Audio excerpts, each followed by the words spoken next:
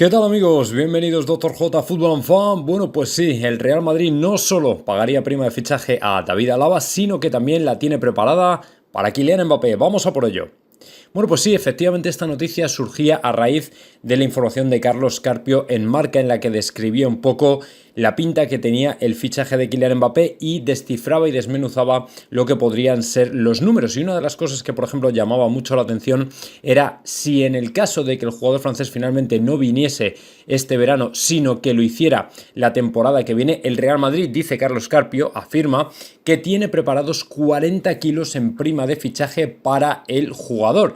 Es decir, lo que para David Alaba han sido 17 millones, serían para Mbappé 40 millones. Es prácticamente una cifra que perfectamente podría ser pues la que le pagas a cualquier otro club por cualquier otro jugador. Es decir, que el Real Madrid sabe perfectamente que más allá de la intención del jugador de lógicamente acabar sus días en el Real Madrid, lo cierto es que al final es un jugador que está muy cotizado, que cuesta dinero, que no solo tiene que tener un buen salario, sino que además se tiene que llevar mucho dinero en este concepto. Y el hecho es que si el jugador efectivamente termina su contrato en el PSG, pues entonces el dinero que se le iba a pagar al Paris Saint-Germain se le pagará, aunque mucho menos lógicamente, a Kylian Mbappé. Es verdad también que comentaba Carlos Carpio lo de los 200 millones que ya tendríamos preparados para el club parisino, para el Paris Saint-Germain, precisamente, que le valdrían al equipo del Khelaifi para barrer de alguna manera el déficit que tienen ahora mismo. Y es que el PSG, sabéis que ha dado unas pérdidas absolutamente brutales. Pero en cualquier caso, ahora la gran duda está en saber si será este verano o será el verano que viene, que aquí viene todo el tema con Mbappé. ¿Que va a acabar jugando en el Real Madrid? Seguro. Que no se sabe si es este verano, va a ser este verano o el que viene. Ahí es donde está la duda. Y si fuera el verano que viene, entonces esos, no sé, 150 millones que podría pagar el Real Madrid por Mbappé al Paris Saint-Germain serían 40 y serían al jugador. Otra de las grandes interrogantes que va a tener el Real Madrid este año, aunque parece que ahora se empieza a despejar poco a poco, es, como sabéis, la de Gareth Bale. El Real Madrid está muy pendiente, Carlo Ancelotti está muy pendiente y los madridistas estamos muy pendientes de cómo se va a tomar la temporada Gareth Bale, si a pitorreo como las dos últimas o por el contrario mucho más en serio y mucho más profesional de lo que lo ha hecho. Y bueno, pues parece que a este respecto, Carlo Ancelotti ya le citó a su despacho y ambos habrían hablado acerca de la situación, la actitud que el jugador va a tener y lo que espera Carlo Ancelotti de él. Y efectivamente desvelaba OK Diario que el italiano ha intentado convencerle y sobre todo hacerle entender que para él es un jugador trascendental, es un jugador importante y quiere jugar con él. Cito aquí a OK Diario, se lo ha hecho saber al mismo jugador que está de acuerdo con la decisión, es decir, que en un principio Gareth Bale no habría puesto ninguna pega y por el contrario se habría mostrado bastante dispuesto a cooperar y a hacerlo bien. Decían además, añadían, el italiano lo quiere con él porque sabe que le puede rendir como ya hicieron en su primera etapa. Ancelotti además no quiere que la plantilla se siga debilitando como ha pasado con Varane, por lo que todo esfuerzo suma.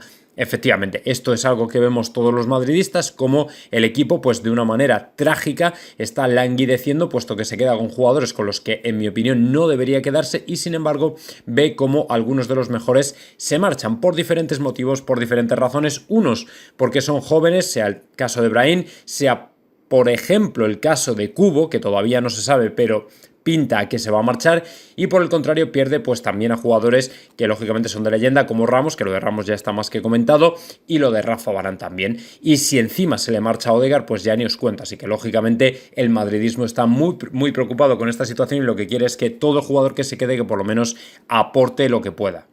Y bueno, pues precisamente retomo aquí el nombre de Carvajal para daros a conocer que el jugador hablaba para los medios del club después de su renovación y decía que era el momento de dar un paso adelante.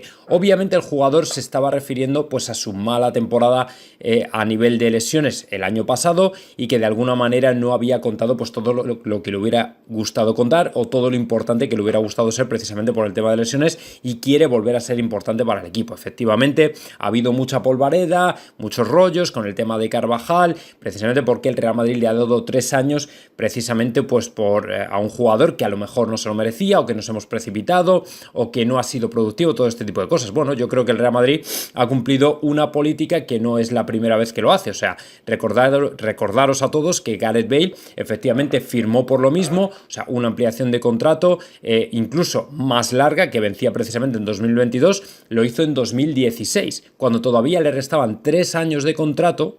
2016, o sea, cuando el Real Madrid ni siquiera había ganado las 3 Champions, había ganado la segunda, ¿vale? Y todavía le restaban 3 años de contrato. El Real Madrid renovaba a Gareth Bale por otros 6 años. Y Gareth Bale se había perdido más de 100 partidos la temporada anterior. O sea que ya daba muestras del jugador que podía llegar a ser. Obviamente, para muchos, a lo mejor muchos de vosotros me decís, pero es que Bale había marcado el gol de la Copa del Rey con Ancelotti, el famoso gol de la carrera contra Bartra. Había sido importante en Champions. Sí, bueno, claro, pero es que Gareth Bale es un extremo, es un goleador, y Carvajal no lo es. Tiene otro tipo de características completamente diferentes. O sea que tampoco es algo que haya hecho por primera vez el Real Madrid. Que a lo mejor yo personalmente le hubiera dado 2 temporadas a Carvajal en lugar de 3, pues seguramente también, pero bueno, que esto es que en el Real Madrid, ya digo, no es la primera vez, o sea, no es la primera vez, y seguro, si nos ponemos a bichear, lo ha hecho con algún jugador más. Pero bueno, en cualquier caso, lo que tenemos que desear los madridistas a Carvajal es que efectivamente sea importante, que no se rompa, que siga adelante y que sea importante. Yo recuerdo, por ejemplo, la renovación de Toni Kroos, la última, en el año 2019, firmaba hasta 2023, precisamente la temporada en la que Schuster le había llamado tractor diésel, o sea, una de las peores temporadas de Kroos en el Real Madrid, y llega al Real Madrid y le firma una renovación, y el jugador ha sido de lo más importante que ha tenido en las 2 últimas temporadas el Real Madrid. Así que bueno, pues esto es un poco relativo y es jugar a futuro. Pero bueno, yo lo que obviamente le deseo a Carvajal es lo mejor, porque lo mejor para Carvajal es lo mejor para el Real Madrid. Retomamos ahora el tema de la Superliga, que ayer ya sabéis que recibía un espaldarazo prácticamente definitivo, puesto que antes de que sea la Curia Europea la que desvele la sentencia, resolución y decisión final acerca de si UEFA está ejerciendo un monopolio ilegal de facto y, bueno, de jure y de facto en la Unión Europea, lógicamente ya cabe especular con la posibilidad de que comience el proyecto. Que el proyecto va adelante, de eso ya prácticamente nadie debe tener duda, y sigue todo el mundo en el barco, y aquí no ha cambiado nada, por mucho que haya mucha gente interesada en que el proyecto caiga. Pero el asunto es saber cuándo podría dar comienzo la Superliga. En mi opinión, la cosa y el proyecto va a quedar aplazado prácticamente hasta comienzos de 2022. ¿Y por qué? Muy sencillo, porque hasta el 18 de octubre las diferentes partes tienen tiempo para presentar las correspondientes alegaciones y presentarse pues como demandantes, como demandado no te vas a presentar, pero bueno, como demandantes, hacer alegaciones y todo este tipo de cosas. Con lo cual, una vez que se recopile toda la información y se recojan, pues lógicamente, todos los informes de las diferentes partes, entonces la Curia Europea se retirará a deliberar sobre la situación y el asunto, que es ahí donde va a ser la clave de todo. Pero como digo, hasta el 18 de octubre no hay nada. Entonces, una vez que te metes ya a mediados de octubre, ponle que como mínimo se resuelva en un mes, con lo cual ya te metes en noviembre, con lo cual yo entiendo que hasta 2022 no vamos a tener comienzo de la Superliga. Es cierto que Florentino comentó que quería empezar cuanto antes, es decir, cuanto antes, pero eso no quiere decir que se pueda saltar los procedimientos legales, y no creo que la Superliga vaya a echar a andar antes de que haya una decisión en firme, a pesar de que la decisión de ayer, como dije, es muy buena, o sea, es buenísima, porque al final, cuando va subiendo instancias y, bueno, pues los diferentes juzgados van dándole la razón al proyecto, pues lógicamente no te queda pensar que en el alto tribunal europeo, lógicamente, la decisión va a ser más o menos en el mismo sentido. Pero ya digo, antes de 2022 yo personalmente no espero nada. Luego vamos con una información que salía ayer en Defensa Central, y era algo para marcar en rojo, y que también me pasabais, por cierto, por Instagram. Ya sabéis que sigo agradeciendo todos los mensajes y toda la interacción que, bueno, pues me mandáis por Instagram a través de, como digo, mensajes privados, comentándome, las fotos, todo ese tipo de cosas. Y bueno, también agradezco, por supuesto, las críticas que me hacéis por Instagram, sobre todo con el tema de Carvajal, que se ha levantado mucha polvareda, porque, bueno, dicen que yo le defendí. Bueno, no es que le defendiera, es simplemente que me alegro por Carvajal, porque creo que es una buena noticia para él, que es algo que tenemos que celebrar. Luego ya podríamos entrar a ver el debate, ¿no?, sobre si es más adecuado 3 temporadas o no. Pero bueno, en cualquier caso, caso os agradezco la interacción que tenéis conmigo por Instagram. Bueno, pues resulta que también me mandasteis esta noticia de que efectivamente el Madrid marca en rojo el 23 de agosto para lanzarse a por Mbappé. Hombre, yo personalmente pues no es que desconfíe de esta información, pero personalmente creo que el Real Madrid tiene motivos para haberse lanzado incluso ya a por Mbappé, y efectivamente se informaba y se ha informado desde diferentes fuentes que el Real Madrid ya le ha dicho al PSG que quería o estaba interesado en Mbappé. El problema es que el PSG le ha dicho que no, con lo cual el Madrid ya se ha movido. Otra cosa es que luego el 23 ya tiren la casa por la ventana, pero esto va a depender mucho. Para mí es un poco atrevido marcar una fecha concreta, es decir, 23 de agosto, pues hombre, no sé si será el 23 o el 15 o el 17, pero está claro que agosto va a ser el mes en el que se desenlace todo, es decir, en el que sepamos qué es lo que va a ocurrir finalmente con Kylian Mbappé, si efectivamente va a venir este verano o el que viene, porque aquí no hay debate acerca de que el jugador va a venir al Real Madrid, eso seguro. El problema es que los madridistas le queremos ya, o sea, le queremos ya. Y la información que comentaban ayer de que efectivamente si el Madrid no va a por Mbappé, va a ir a por Haaland, pues bueno, también al parecer venía de Carlos Carpio. Bueno, yo me gustaría creerla, pero sinceramente es que viendo cómo está el Madrid, la actitud que está teniendo, me cuesta mucho creerlo, sinceramente.